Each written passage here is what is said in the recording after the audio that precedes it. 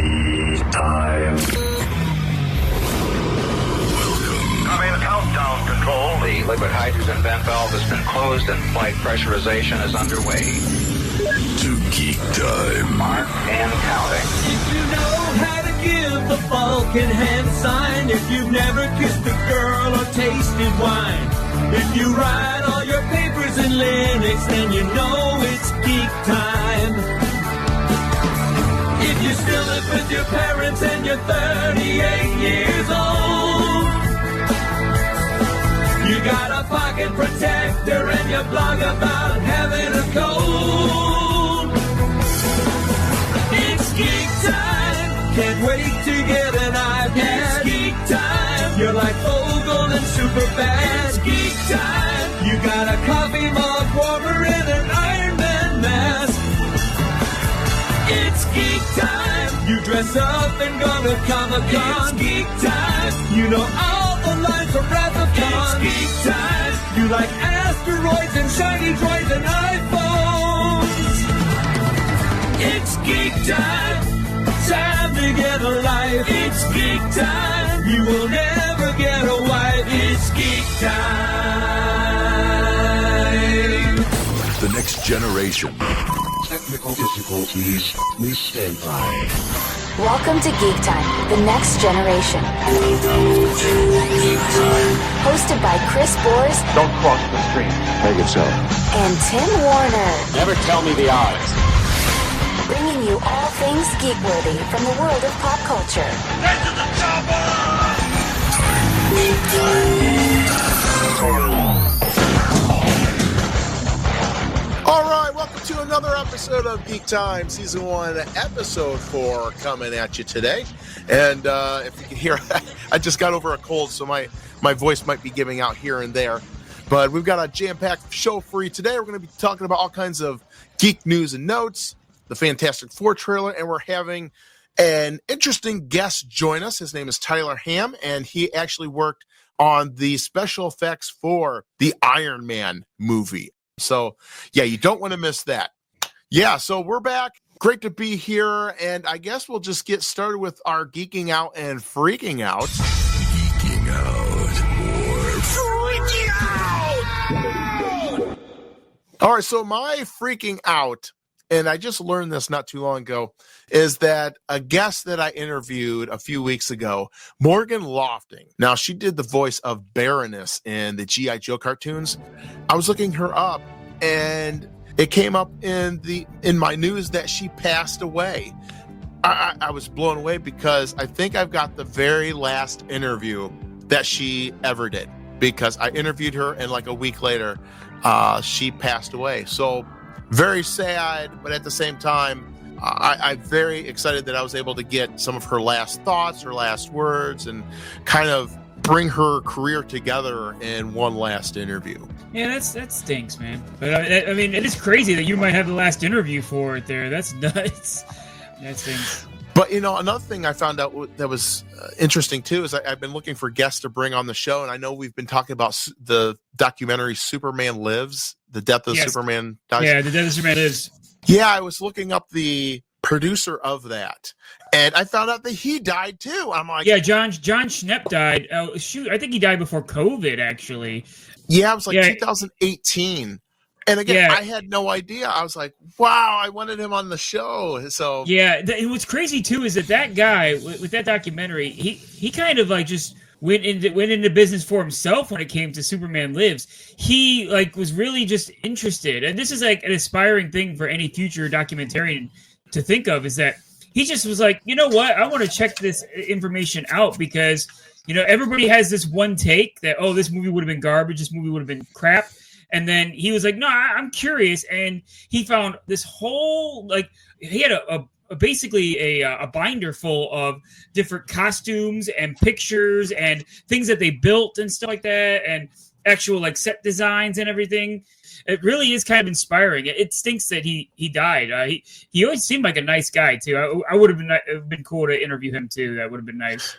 In that vein, it's interesting because Geek Time actually did interview him. I think it was in like 2012 before the documentary was even it was in his initial stages. So you get to hear him. I went back and listened to it, and you get to hear him talk about, yeah, I'd like to do this documentary. I've been gathering all this material around. So we're in a future episode, I will replay this because it's a great interview. And boy, we're going to have to do like a in remembrance episode. Yeah, and it's a great documentary. It's a great documentary. Yeah. So what's your geeking freaking out? Yeah, I'm with you this week, Chris. I don't have a geeking out, but I do have a freaking out. And it happened over, I guess it was like over the weekend. I heard about this on Friday. Costco, the Costco craziness that happened with Pokemon. And there was a gift set which had a bunch of 151 Pokemon cards. Because it was a big set. I guess it hit really hard on the nostalgic for a lot of Pokemon players. I don't play Pokemon myself, but my goodness, man, it was jingle all the way up in Costco, man. There's tons of videos of people. They're running when the ladies told them not to run. They're knocking over TVs. They're fighting and brawling. Nerd alert! It's a crazy mess, man. I saw the footage. I'm like, what is going on in the land of Pokemon? They've been around forever, but man, something is... People, okay, you know this. They do limited edition stuff. People freak out. They'll get in lines, wait for hours to go ahead and get their special edition stuff. And the funny thing, too, is in this Costco video, there's no kids for a game that's supposed to be for kids. That's a good point. I didn't realize that, but yeah, you're right. That's the thing, man. We're back to catch them all. You got to catch them all. We're back to the dark ages of trading card games being dangerous again. All right, so now let's hit up some geek news and notes. There have been a lot of things dropping this week. We've got the Fantastic Four trailer. I didn't realize there was a couple trailers before that dropped, but I guess this is like the third one, so I had to go back and watch all of them. So my thoughts, I know your thoughts differ from what mine are. So I can't wait to talk about this, actually. Yeah, let's go with a few of your thoughts first, and we'll go back and forth here. Interesting. From previous Geek Time episodes, I mentioned that Superman coming out was my second big favorite movie or excited movie coming out in 2025. Number one was Fantastic Four, and I'll tell you why. Because Marvel consistently tries to make us care about the Fantastic Four, and for me, it has yet to happen. Whether it was the Corman one, whether it was the Tim story, the two of them with the... And God forbid the 2015 mess that was with Miles Teller and stuff like that, and Michael B. Jordan. Jordan, yeah, that made no sense. Now it's in Marvel's hands. It's going to be part of the MCU. This is it. This is it. Game time, buddies. This is main event. We're going to finally get it. And they show me this trailer. Really? Like we have to incorporate all these universes. Like, make me like make me like the Fantastic Four before you start introducing the ones that I don't like. I'm more optimistic. I watched the trailer. I watched all three of them, and I am interested in seeing what they do with this. I like what I saw. It seems like they're going the multiverse aspect because that's what we're building up towards. We've been doing the multiverse. It's the same thing. It's Spider-Man again. It's Doctor Strange again. It's Ant-Man again. We've done this. I know, but I think we're leading up to that next big thing with the Secret Wars. And I like some of the things they spiked this trailer with. We get a look at Galactus and Silver Surfer. And I like this direction because, look, just like with the Spider-Man franchise, we've had 2 reboots already. Are we going to really sit back and go rewind this thing all the way back to the beginning, do another origin story? I like the angle where they have different Reed Richards. They pulled them from different movies, it looks like.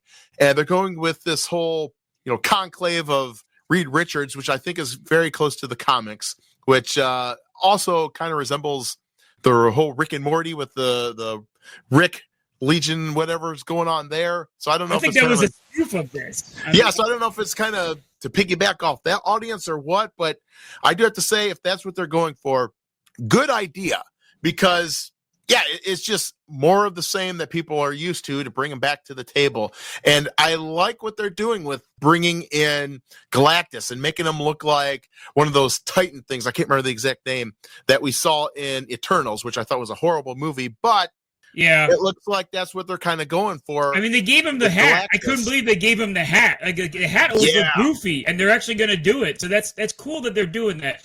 I have a feeling that they're going to do flashbacks. It's going to start off with like flashbacks of like the 50s or 60s, and the Fantastic Four have kind of been there all along. Maybe they were in stasis somewhere, but the way it looks in the trailer, it looks like this is like footage from the 50s or 60s. And I have a feeling that they're going to like do that. And then now the Fantastic Four are in the MCU. They kind of quickly flash back their origin. And then they start bringing in this Council of Richards. And Ricks. Reed Richards. Council of Ricks, basically what it is, yeah. Well, whatever direction they take, I feel like it'll be very close to the comic books, because the comic books kind of dip into that territory with the multiverse and things like that. And I also I think I saw the robot, the Fantastic Four robot in there somewhere. Oh, yeah. I think it was in the cartoon show, too. I think they had a robot in the cartoon show also. Right, like, he's popped up in that as well. So I can't wait to see how they do that. I hope we get to see the Fantastic Four, the floating car. They haven't showed that yet. That was kind of the best part about the second Tim Story movie was the floating car. But I will say, the one thing that threw me off was the girl Silver Surfer. Yeah, that just really, I'm like, uh-oh.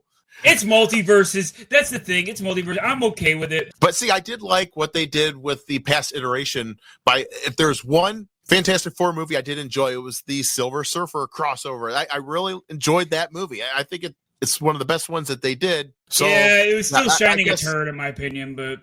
And in that vein, we are having a guest later on that did work on the Fantastic Four movies. I can't wait to talk to him about this stuff. Tyler Ham, he'll be joining us later. So yeah, can't wait for that interview.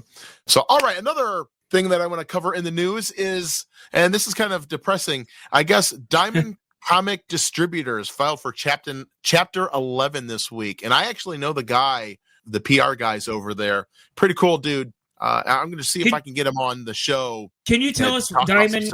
Can you tell us what that is? What Diamond Collect? Yeah, so they handle all the distribution for comic books, and I can't remember exactly which ones they do. I think Marvel pulled out at some point, or Image, one of those. So they handle like DC and make sure everything's on time and things like that. So now that they've filed for Chapter 11. Who knows what's going to happen, because they have toy lines. They have, they have Diamond Select Toys. They've got Gentle Giant. And so I guess they're putting those parts of the company up for sale. And I'm kind of bummed out because I collect the Muppets line that they do. And a lot of the stuff they've been putting out is hitting endless delays. I keep waiting for the new ones to come out, and they haven't come out yet. So I can see what's going on. They haven't announced yet who's taken over that responsibility, or we have no idea. They just filed for Chapter 11.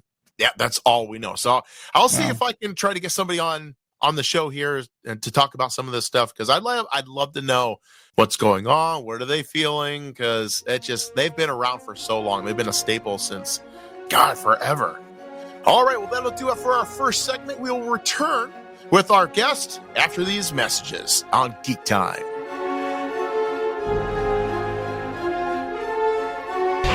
Technical difficulties. Please stand by. Geek Time continues transmitting next with Tyler Ham. All right, Geek Time fans, if you're a huge fan of Geek Time, we now have Geek Time shirts available. On the link below, you can get your own Geek Time shirts, and they look incredible. Now, there's two designs I couldn't pick between, so I'm like, oh heck, I'll just make them both available for sale. So is it my face in neon? Yes. Woohoo! So we've got shirts. Tim, I got you a shirt as well, so I know you're going to be wearing that all over town. Heck yeah. I'll wear it next episode. You won't see me, but I'll be wearing it next episode. You and me both. So yeah, get your Geek Time shirts now. Available at Teespring and the Irate Gamer store.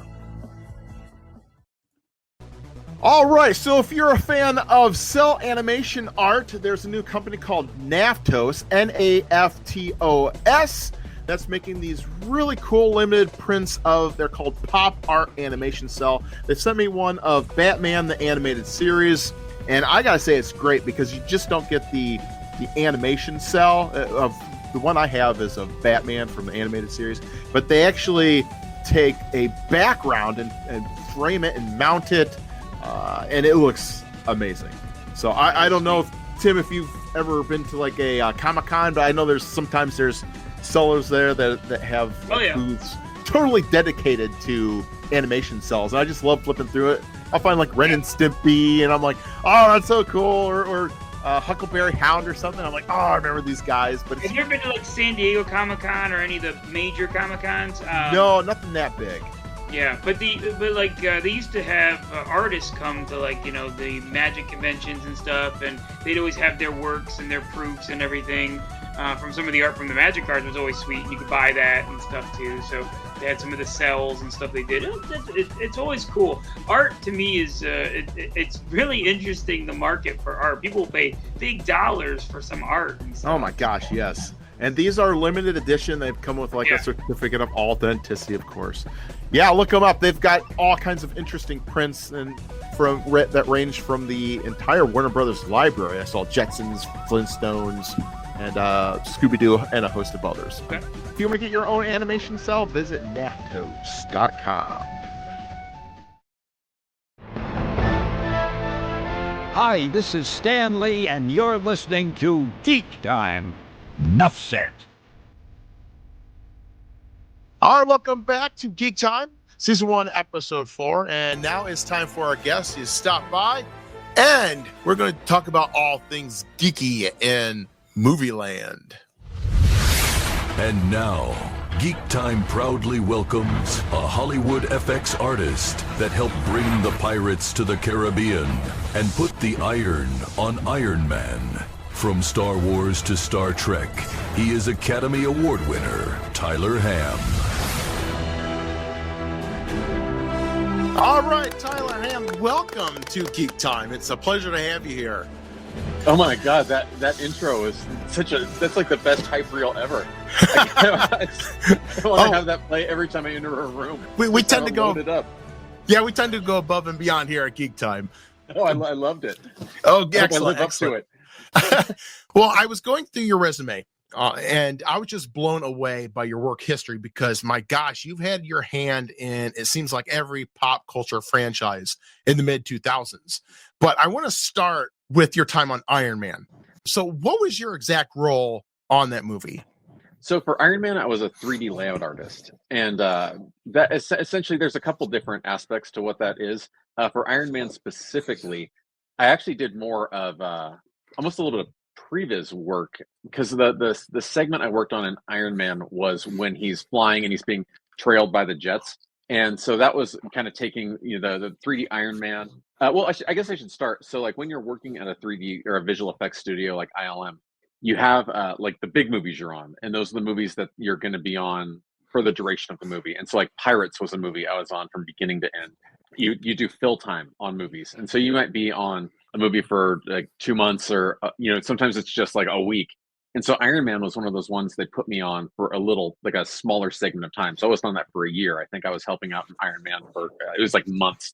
What I loved about that was it was interesting with Iron Man because that was kind of before comic movies were successful in a proven Right. And I'd worked on this one, like the old Fantastic Four film, which kind of just had a lukewarm reception, the one with Chris Evans and Jessica Alba. And like X-Men had kind of proven that the formula worked, but the first X-Men wasn't huge. But then X2 came out, and X2 was big, and everyone seemed to like it. And the Spider-Man movies were kind of hitting. And the whole thing with Iron Man was more of like, how are we going to do this? And when we found out that ILM was going to be working on Iron Man, they kind of presented it to us in one of these big like all company meetings. And they said, hey, we're in the running to make a film adaptation of Iron Man, and check out the test that we did to show the studio to try to get this job. And it was the test. Well, in the final film, it would be kind of when he has the armor on and he's launched, but he's very unstable. It's kind of like a little kid riding a bike. And they showed this, and everyone gasped. And it was like, oh my God, I want to be on this so bad. But I was really married to what I think was the Pirates films at the time. And so I was like, oh man, like there's no way. Because we were working on Transformers at the same time also. Oh, and so wow. there was all these franchises. And I got it's like, how do you pick? Yeah, well, that's the thing. You just don't. You're just like, you just get told where you're going. And it's like Transformers I got to work on for like 4 days. It was one of those where it was like I had a week between movies. And so they're like 4 days on Transformers. But Iron Man I got to do a little bit more. And my Iron Man stuff was more of like previs and visual development almost style work, where it was kind of like mocking up like what the sequence would look like how, like where the ships would be, you know, kind of matching the plate of the two planes with 3D versions of the plane, and getting Iron Man in there, so the animators who went further down the line for me had sort of this perspective, so they could animate the 3D Iron Man against 2D planes. Like all those are 3D ships that a layout artist had to put there. So that's one aspect of it. And another aspect of it is called match animating, and that's done in humans and in things like airplanes, where like in Pirates of the Caribbean, for example, again, so Davy Jones was played by the actor Bill Nighy. And so Bill Nighy's on set acting. And so I take a 3D version of Bill Nighy, animate it over the plate of him acting. So like 3D rig structures have bones like humans. So you kind of animate on like the equivalent of the skeleton. Yeah, well, I just remember the special effects for his like the tentacles or whatever, like coming off his face. At the time it looked so real. I could not tell it was CGI animation or whatever. No, and that was one of the things that, because I mean, obviously, like Bill Nighy doesn't have tentacles, and so like the animators would go in, and they would, we hope not, but yeah, all those little tentacles and all that stuff, that was just all the animators, and so all the weird little life that just surrounds him, that's it's like the bones of Nighy and just this unreal animation talent that ILM had back then and still has. Now, how long does something like that take? So like my role, like I got the bones ready and then I handed it to an animator. Like if you're just matching a camera movement, like you're trying to create a 3D camera to replicate in a 3D environment to replicate what's shot on set. Like if it's just basic, I mean, those can take as short of a time as like an hour, or sometimes if it's like a big complex, if it's something real simple, like a tilt, like that's quick. But sometimes if it's, like I saw some of the shots, I didn't work on this movie, but I saw the demo reel of someone who did, and it was like Cloverfield, where it's like they're going through a city and the camera's just going everywhere, and like I imagine those can take up to weeks. Right. I had one body match animation actually for the film Fantastic Four, because the way they did the Human Torch effects, the 3D skin of Chris Evans had to be almost like pixel for pixel animated like him, which included like how he moves his chest when he's breathing, and like how muscles tense. And so there was just a lot of making sure every little edge matched. And I feel like the one, and it was in the sequence. It's funny because it's in the part of the sequence they showed at the end of Wolverine Deadpool, when he's in that box and he's flaming on. For the first time. Yeah. It was just a simple move in that where he's standing and he's looking at his arms and his head's turning left and right. But I think I spent well over a month, including weekends, just on that one little shot that is, I mean, maybe a second and a half. Oh my gosh. And I've worked on Irate Gamer episodes where it's a complicated scene, and that's all I can think of when I'm going to bed, waking up. So I'm sure it's the same thing for you. You're eating, sleeping, and drinking this stuff. Oh, that's the thing too. Like, because also in visual effects, when you're in like crunch modes, there's a lot of weekend work and there's a lot of late nights. But it's like, so you go to bed Friday, you get up, you have to work Sunday, and I'm working on the shot, and I go to bed Sunday, and it's like, I don't want to go to work tomorrow, but I know I'm going to be focused on this thing I know I messed up. So I drive into San Francisco, like key to the studio, unlock, and then do like 4 or 5 hours on Sunday just to try to fix this thing that the mess that was bothering me. So yeah, you really live the movies that you're working on. And sometimes it works out great because you get like a great result. Like working on Pirates of the Caribbean 2 was awesome. And like you release that film and everyone loves it and it breaks all these records. But then you also get like Son of the Mask, where so just like a critical flop. I worked on the Stepford Wives remake where we did all this work. It was all like 6-7 day weeks. And then between when we finished and they released the film, they just recut it and like cut out all the work. And so yeah, and that's a heartbreaker. But the good is good. But the bad is brutal. So going from Pirates of the Caribbean, where you're doing full character mapping, to something like Iron Man, where you're just doing these like a suit of armor, is it easier? Mm-hmm. It's different. It's and I guess it also depends, because I really enjoyed that part of being a layout artist. I really loved the body match animation stuff, and a lot of layout artists didn't. So we were kind of reversed. Like, I really didn't enjoy just the camera stuff, but I really liked the animation aspect of it. And so I guess when, especially too with things like Iron Man and characters like that, like it's in a sense there's a little bit of ease to it as well, because it's not a human form.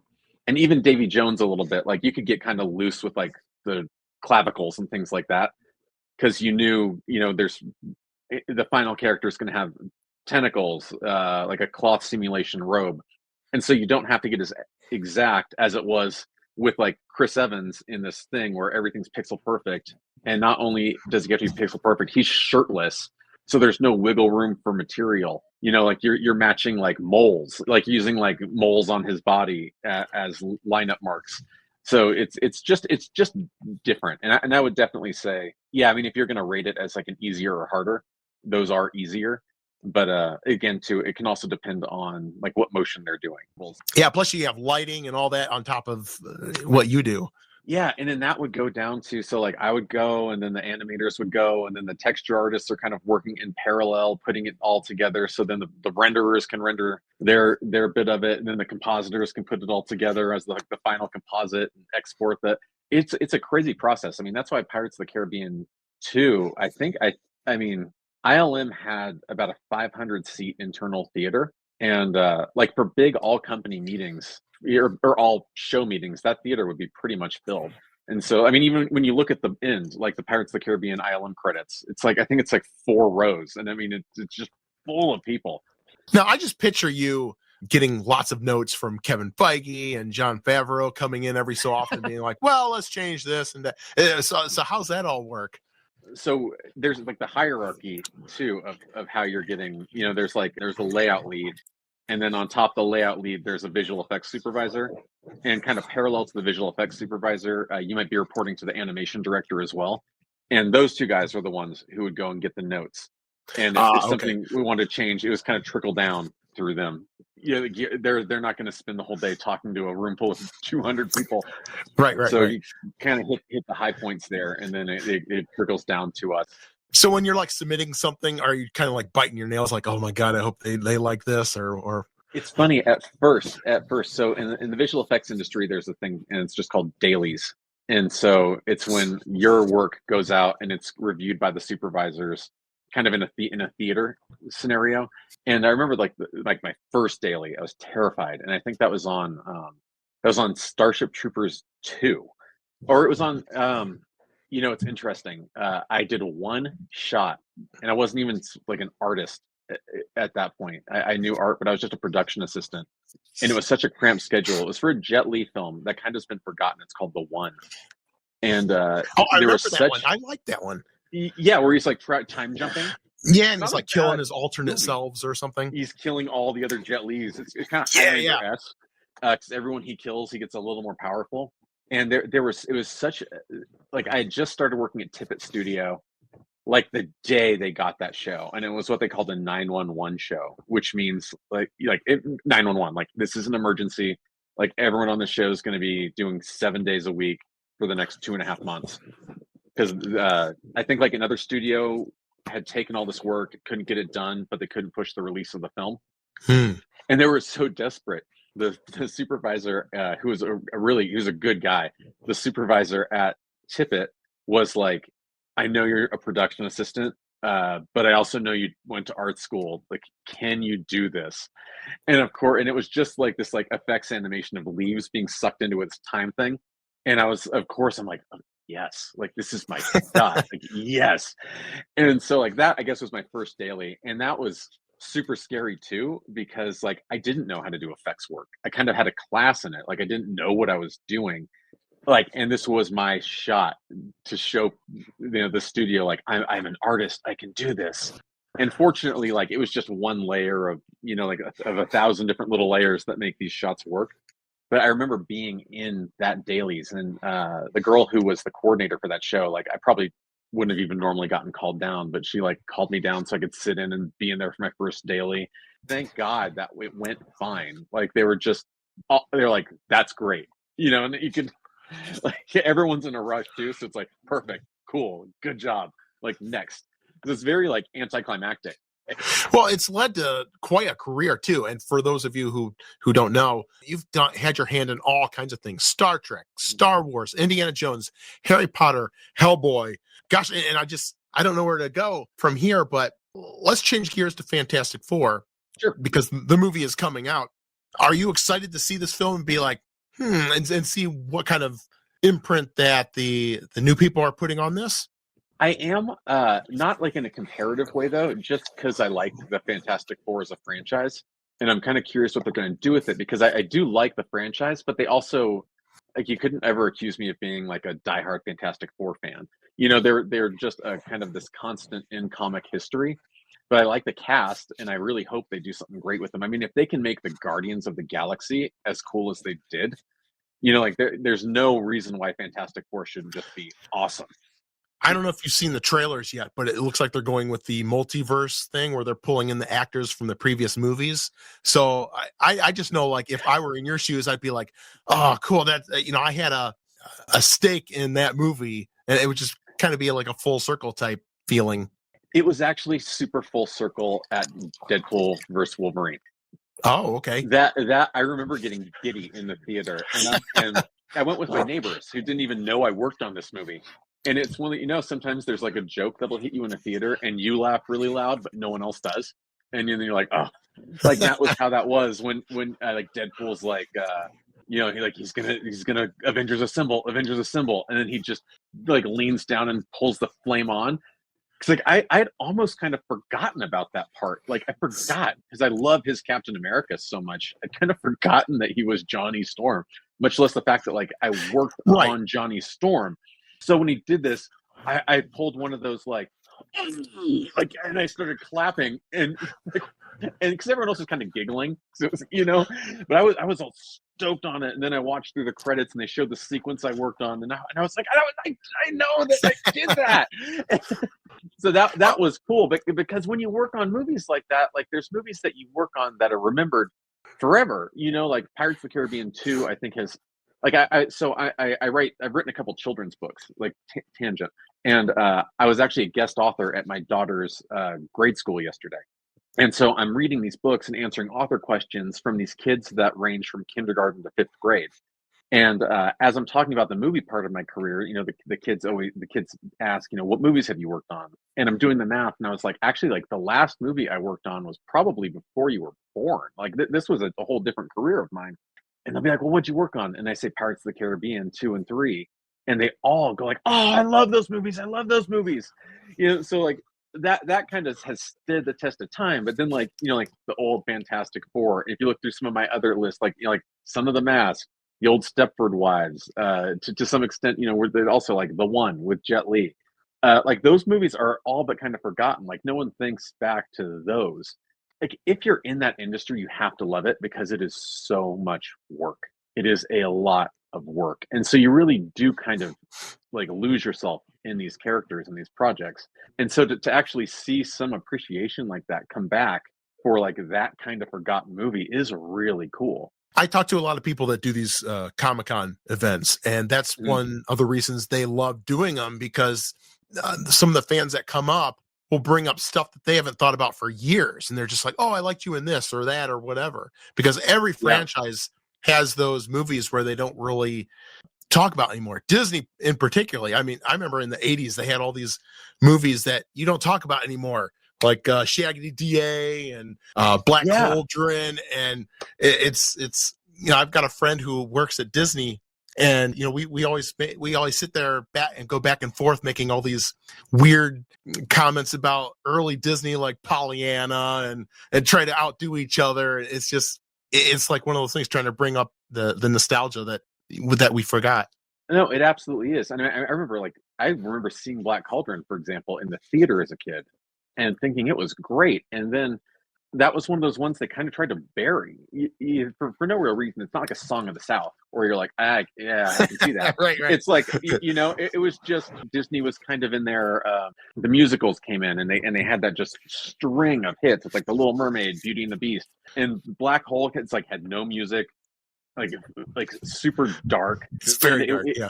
Very dark. But like you couldn't get it on DVD ever. I remember having to buy bootleg DVDs like ripped off of old VHS tapes.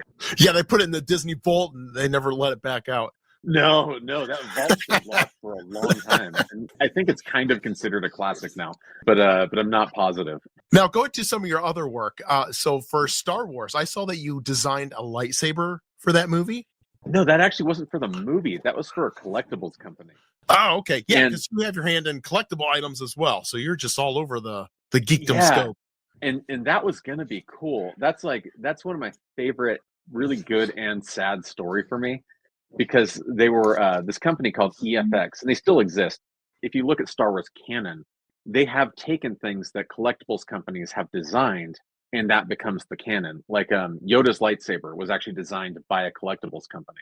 The guy who owned the company called me, I guess. And he asked, he goes, do you want to do this job? It's designing a Darth Talon lightsaber, because Lucasfilm is going to make this the canon lightsaber going forward. It was basically just like a twisted wood lightsaber with a gem on it. And so I designed it, I sculpted it, we printed it, it showed at Comic-Cons, it got accepted by Lucasfilm, like Lucasfilm totally approved it. I don't remember what part of like the Disney purchase this was, but it was when they just decided they're nuking the extended universe. So it had gotten all the way approved and then nuked it. When you work in entertainment, like under, whether it's toys, like I've worked in the collectibles part of it, work always is getting thrown away. If you're not on the other side of it, I don't think a lot of people realize like how many collectibles are canceled for random reasons too, like factory issues. Just stuff like that, like how many visual effects shots from movies are canceled. And it's like, if you ever see a commercial for a big visual effects movie, like the Incredible Hulk, the new Captain America that's coming out, like yes. All the visual effects for that commercial, everyone who worked on those worked super hard because of commercial deadlines are real tight. All that work gets thrown away afterwards. So you'll see like the same shot, but it's a different version of that shot because typically they're done kind of quick. I did a lot of freelance sculpting for the toy company Mego Toys.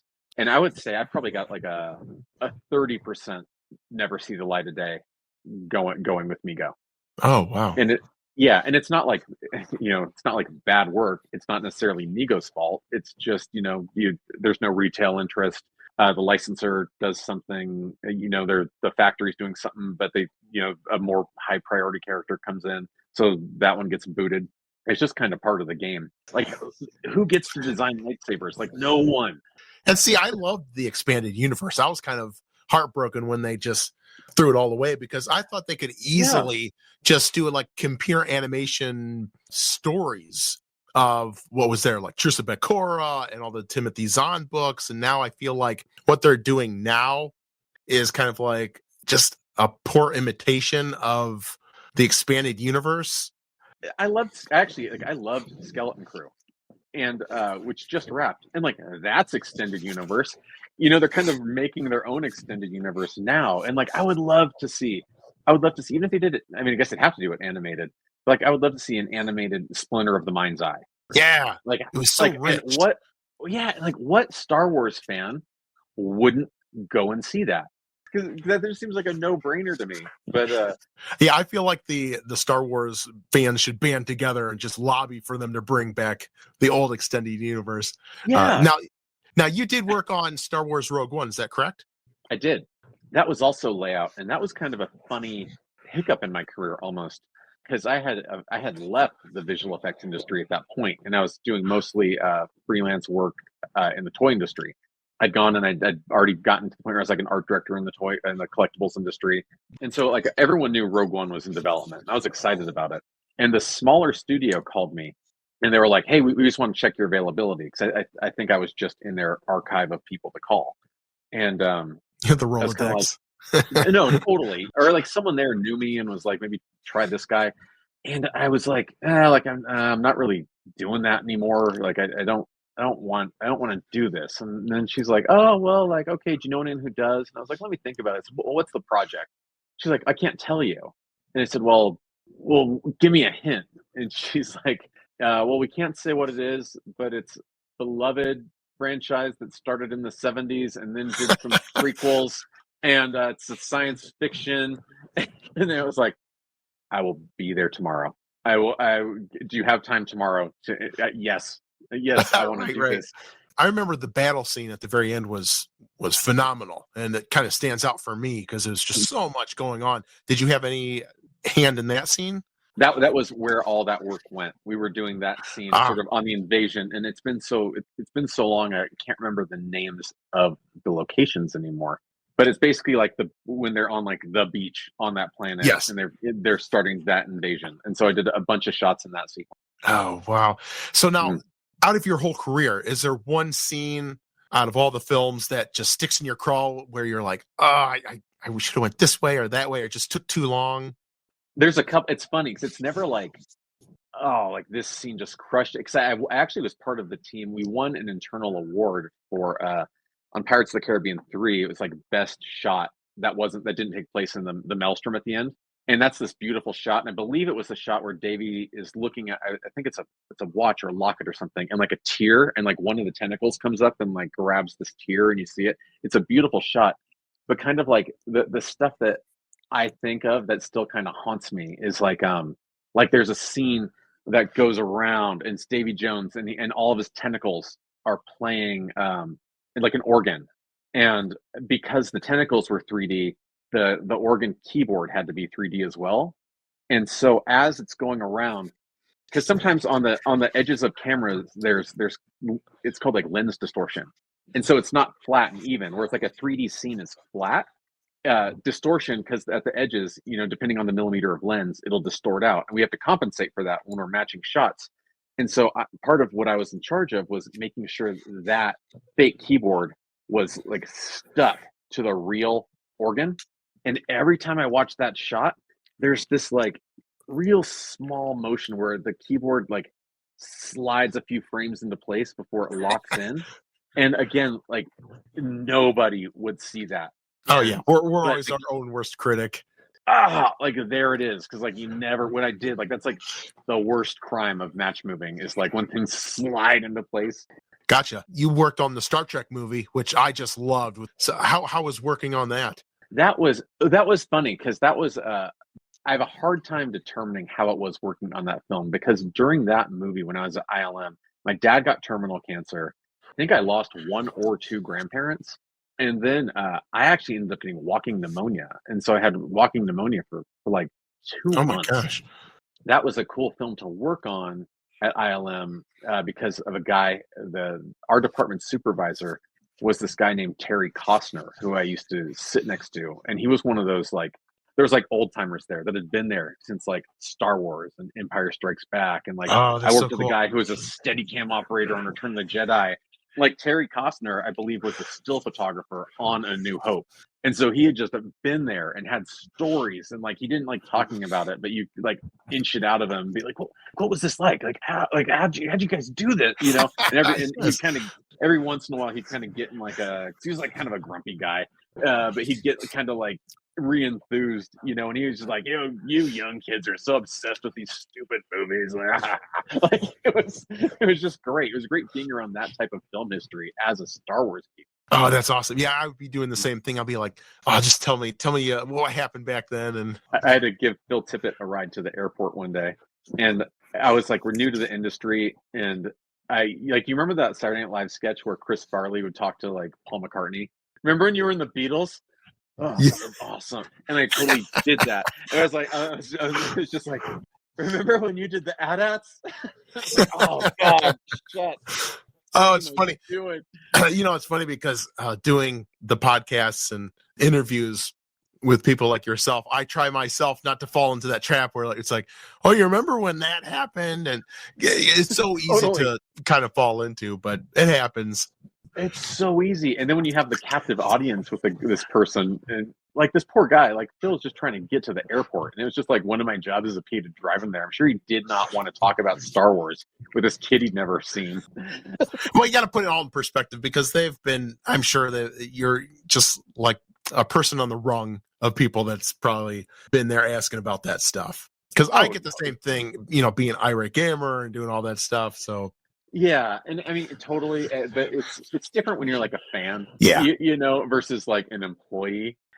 On my last day there, he signed a photo of him animating a tauntaun for me. So I was like, "That's my last day." Like, how much Oh, can we that's get? cool. He was super cool. Oh, that's great. Now, one of the last movies I wanted to hit upon was the Indiana Jones. Do you remember anything from that you worked on? Yeah, so that was one of those ones I was on for a long time. I worked on a ton of shots in that. A lot of the And this was the The fourth shot- one, the Crystal Skull. yeah, like the one everyone's mad about. Like I worked a lot of that jungle sequence where they have that chase through the jungle and like that big machine that's like crushing the jungle between them and like Right. Shia LaBeouf is like fencing. So I remember a lot of shots on there, and actually one of my favorite memories of that was a friend of mine snuck me into the office at ILM where Indy's hat was and jacket. Like we had the actual hat and jacket props. Oh, And yeah, and he's like, "Do you want to put them on?" And so I got to like put on the hat, Yes. and like I have such a big head, it like sat on top of my head, and I was no. afraid to put on the jacket because I was just like, oh, I'm gonna be the guy that like rips the jacket. Like that hat is so iconic. Like it's Yeah, because I think Harrison Ford's a little a small frame guy.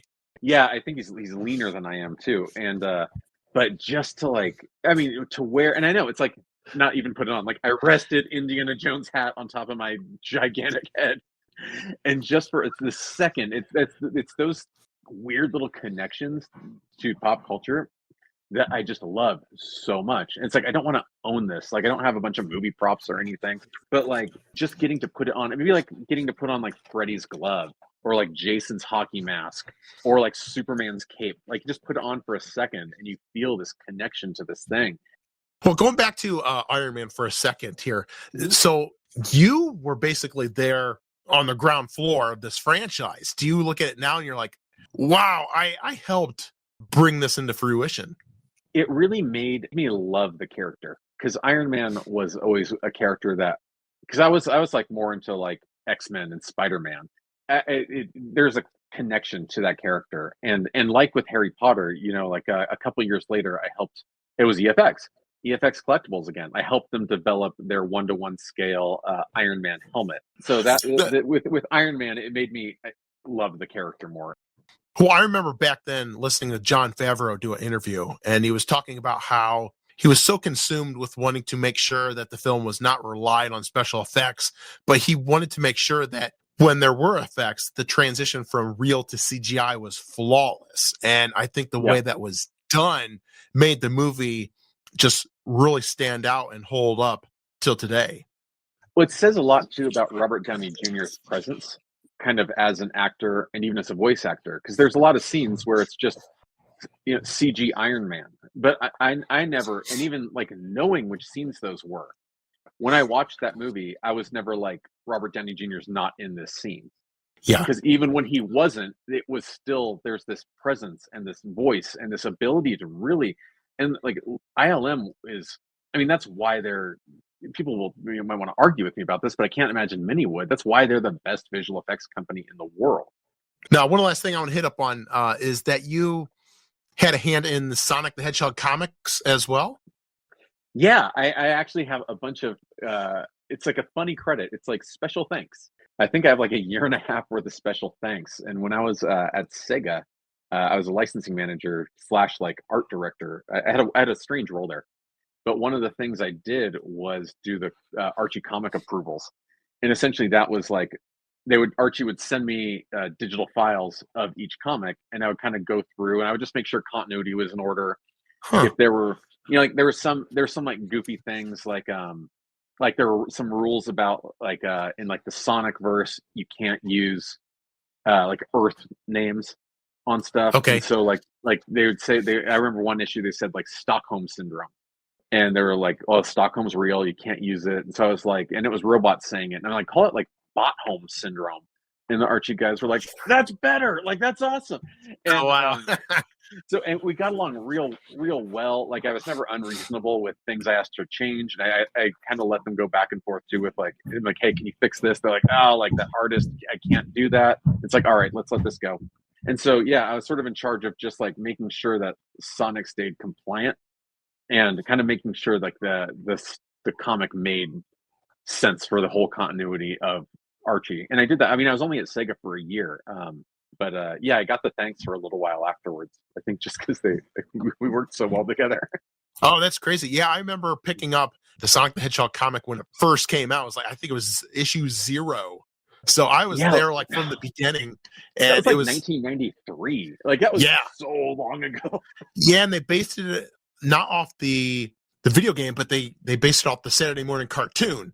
And I remember they introduced all these characters like Antoine and all the characters from the show, like the walrus person. I'm like, and I don't think the cartoon even aired yet. And I remember reading through the comic, like, who are these people? I was just like, my mind was trying to wrap on what was going on here. Yeah, like there's like that like cyborg bunny, like, oh god, what was her name? There's Sally. Oh yeah. Again, like it's so funny. Like I lived this and I can't remember any of it now. I guess that's just like the old age part, like the so long ago part of it.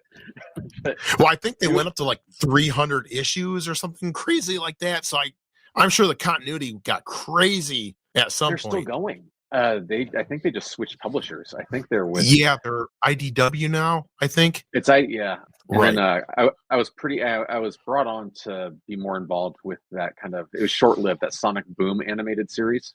Oh yeah. Yeah, and so I did a lot of work with like that comic and that continuity, and I got to do some fun things at Sega too. I got to pose all the characters for like the video game packaging art, which was something that like Sega corporate in Japan was they're very protective of their characters, and it was like let's just let me try it, and so that was super cool. It's a huge honor because that was like the game art, then it went in licensing. Those same poses are on like Slurpee cups. Like it was really right. Cool. And Del Taco bags. They showed up in weird spots. Yeah, we'll go ahead and wrap up. But do you have anything to plug before we go? Actually, I guess the only thing I'm really trying to plug right now is I guess just sort of like my kids' books. And so I've written a series of kids' books that are all about how monsters celebrate holidays. I'm really proud of them. I'd love to do more of that writing. And actually, everything about me can be found off my website, which is just my name. It's www.tylerham.com. And right now, I'm kind of at this like consulting phase of my career. So like if you're a creative who just needs a boost, or to a larger extent, like a company that needs an advisor, or just sort of like a creative voice, that's sort of where I'm focusing. Excellent. All right. Well, Tyler, it was amazing talking to you. You're just a wealth of knowledge throwing that out there. So it was great talking to you too. Like, I mean, it's funny because like I see you here and it's like I've been watching you so long, but like I kind of like I'm like, oh, that's Chris. Like yeah. So for the fans, Tyler, I was talking to Tyler earlier, and I guess he's a big fan of the Irate Gamer show from way back when. Yeah, and then your ghost, the ghost show that you did, the paranormal show, I thought was really entertaining too. It was the ghost psychologist, right? Or the ghost doctor. Yeah, the ghost doctor. It was. No, I remember. I thought that was great too. So this has been really cool. This has been fun. Gosh, thank you. So both sides of the table. Yeah, thank you very much for being on Geek Time. Appreciate it. Yeah, no, thank you for having me.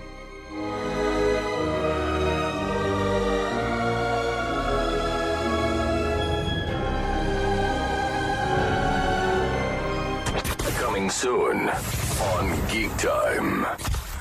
Morgan Lofting. All right, guys. So if you're a fan of the Irate Gamer series on YouTube, which was my flagship show, they are now available on Blu-ray. I finally did the first 2 volumes, and you can get the first, 80 episodes on 2 volume sets. So it's quite the nostalgic overload for all you guys. Nice. So the first edition has 61 episodes in all, contains seasons 1 through 6. The second set contains seasons 7 and 8, which contains over 3-4 hours of content, bonus features, all that good stuff. And if all goes well, I'll have the third set being worked on this summer, which will contain seasons 9 and 10. Plus, Ronnie the Skeleton's going to do commentary, right? Ronnie the Skeleton is there in all his glory, even in bloopers and bonus scenes and all that good stuff. So if you want that, go to Ghost Dr. Chris. That's where they are available for sale. Oh, I want to get my Irate Gamer sets. All right, all you toy collectors, Hasbro has a brand new Spider-Man themed collection going on. It's called Venom Versus, because I guess they're focusing on all things Venom in 2025. So I don't know if this is actually if they're doing it with a tie-in with a video game or a cartoon or a property, but it seems like Venom is their main theme. They're bringing in a Venomized Peter Parker, Venomized Miles Morales. They're doing big figures, little figures, so anything that appeals to you. They even have a Venom mask. Just it's all symbiote all the time. You can get these at Targets, Walmart's, Amazon, so get your Venom versus Spider-Man figures today. Hey, this is Dean Cain. No, not Superman, but you are listening to Geek Time. All right, we're back. Season 1, Episode 4, and boy, that was a great interview with Tyler Ham. A special thanks for him stopping by. And now we'll switch things up to... I don't think so, Tim. Tim.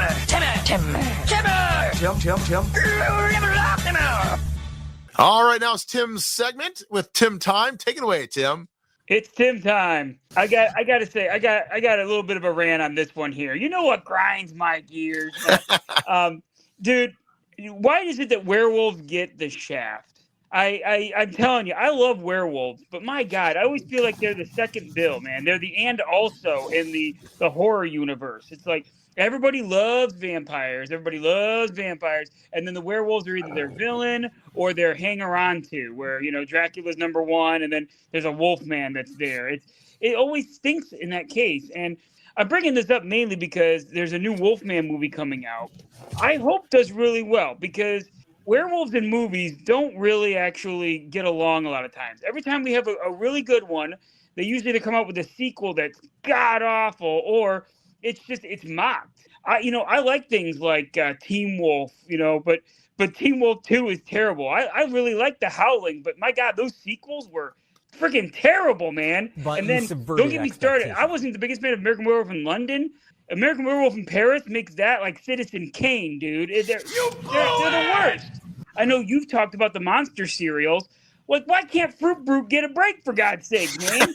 Fruit Brute comes out like once every 20 years, it seems. But yeah, Count Chocula and Frankenberry and Boo Berry even, they get the spotlight. They got a new one. I think it was like 2012 or 13 is the last time we saw them. Dude, I bought a bunch of Fruit Brute just because I was trying to support my werewolf buddies, man. And come on. Like, you look at things like Twilight or freaking Underworld and stuff. Like, werewolves are always just like the villain and the joke, And Garuk and Magic the Gathering. Well, so that's the one thing that really drives me nuts. Magic just introduced Innistrad Remastered. And Innistrad Remastered is like a great hit. They did werewolves dirty again because they released another Innistrad block and they finally give us a good werewolf commander. However, they screwed up the mechanic. Because here's what happens. I play a werewolf with day-night.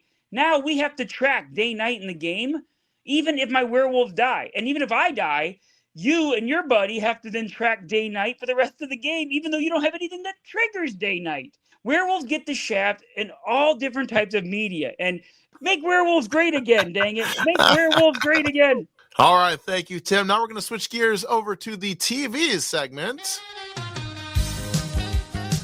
This is interesting because I've been looking at the Nielsen ratings for the top 6 spots. What do you think is coming in first? Well, is it the playoffs for football? Yes, indeed, it is football. They have the top 6 spots on the Nielsen ratings, which I guess doesn't come as any surprise since we're building up towards the Super Bowl. But if you look at the other spots on the Nielsen ratings, there's Chicago Med, Chicago Fire. Never heard of those. I don't watch those, so I couldn't tell you what those are about. Then we have The Voice at number 9, which I can see why. That's always going to be a reality show. Yeah, on that. Yeah, and then Saturday Night Football at number 10. So yeah, they've got 7 spots on the top 10. Absolutely crazy, dude. NFL knows that they're a business. I mean, I'm not surprised at all. They're number 1, or at least they're in the top spots. Enough said. Yeah, thanks, Stan Lee. Enough said, indeed.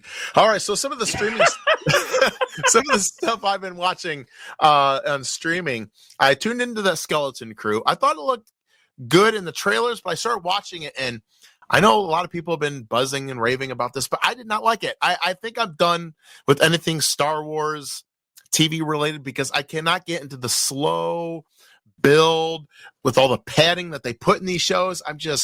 I'm out. I'm totally out. By the time something good happens, I'm bored already. I'm just like, okay, I'm done. So I'm done. No more Star Wars TV. I'm done. Yeah, I mean, like I didn't hate the Boba Fett show, and I know that's going to be people like wanting to hang me from the you know from the light poles and everything like that because I said something good about that show, but I didn't think it was bad until it became a Mandalorian show for some reason. I didn't understand that, and I feel like they're world building for the sake of world building. Like we need some kind of threat that everybody's building towards. Yeah, and I see another show that's coming back is South Park, getting a lot of buzz. But at this point, South Park, I feel, has not been good for the past 6-7 years.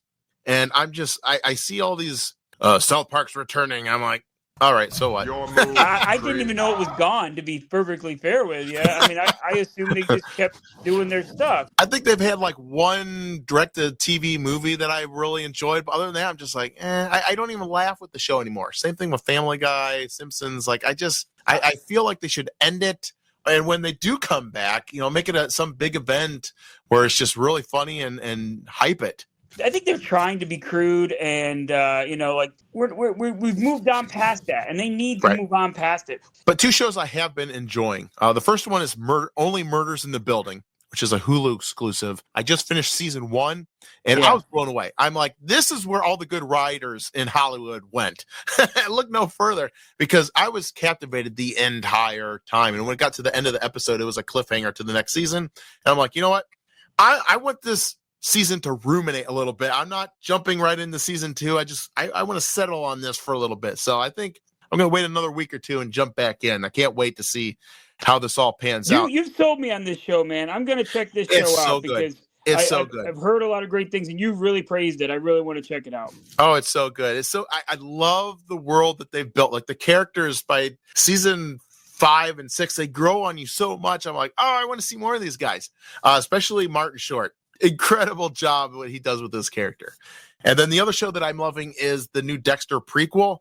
I know they took a break last week, but they should be back next week. And we did a special last week, so make sure you check that out with interviews from Michael C. Hall. I've never seen Dexter, so there was no point in me being on that special. That's 100%. So, but yeah, I mean, you're definitely a huge mega fan of Dexter. We can see that, and if I had time, I would maybe go back and check that out. But yeah, another great show where you watch the first 4 seasons. You could end at that 4th season because you're just like, what?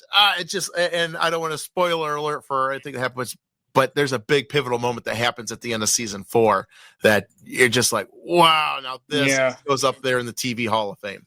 So that being said, there's a couple series that they are trying to bring back. I saw Malcolm in the Middle. They're bringing back 4 episodes for Disney Plus.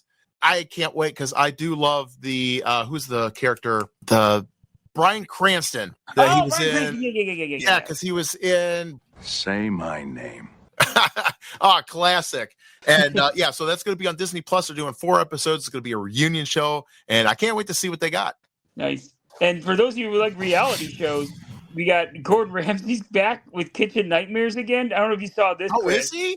Oh, interesting. Yeah, so he's leading up to the Super Bowl. He's doing Kitchen Nightmares there in specifically New Orleans for the Super Bowl that's coming up. Oh, so all right. Then we'll wrap up on this news. I was always a big fan of Sliders that aired in the 90s. I don't know if you've heard of that. It's kind of I heard of it. I never saw it, and I always wanted the Jerry O'Connor or Jerry O'Connell. Yeah, I love that show. The first 2 seasons were incredible. On the 3rd season, they went off the rails. They killed off a main character, brought another character in, and I boycotted the show. I hated it so much after that.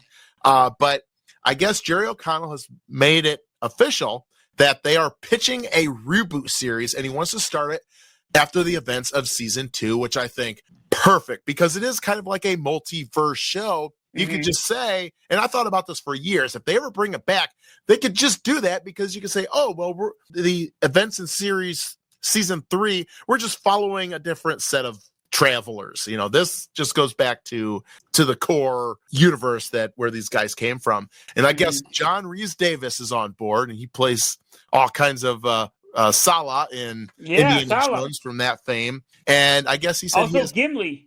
Yeah, and both of them have tons of ideas for the reunion show. They are totally aboard for this, and I can't wait because I can't wait to see Arturo back in the shoes of the professor.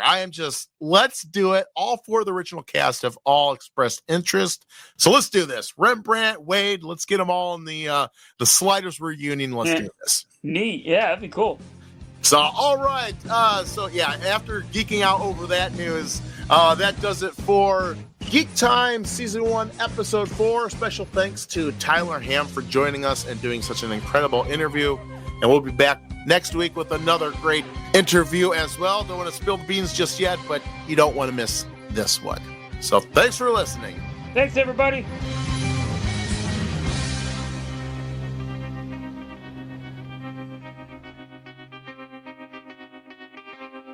Thank you for your cooperation. Good night. Geek Time.